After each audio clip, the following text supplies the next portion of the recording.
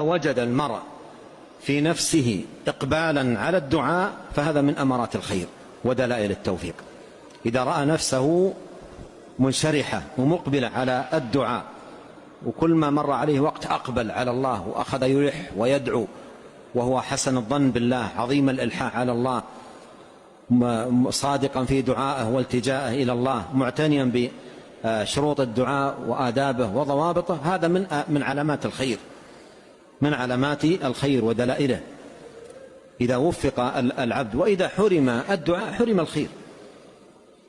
قال أحد السلف: تأملت في جماع الخير فإذا الخير كثير، الصلاة خير، والصيام خير، والصيام خير، وإذا كل ذلك بيد الله ولا نقدر على شيء في يده مما في يده إلا أن نسأله، فأدركت أن جماع الخير الدعاء، أن جماع الخير الدعاء، فالدعاء جماع الخير وهو مفتاح كل خير.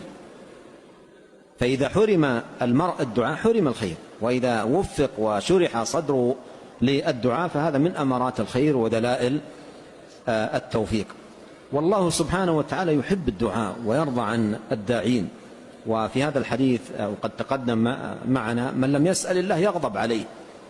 يقول ابن القيم: هذا يدل على أن رضاه في سؤاله وطاعته، وإذا رضي الرب تبارك وتعالى فكل خير في رضاه، كما أن كل بلاء ومصيبة في غضبه، كل بلاء ومصيبة في غضبه. ومن لم يسأل الله ماذا؟ يغضب عليه.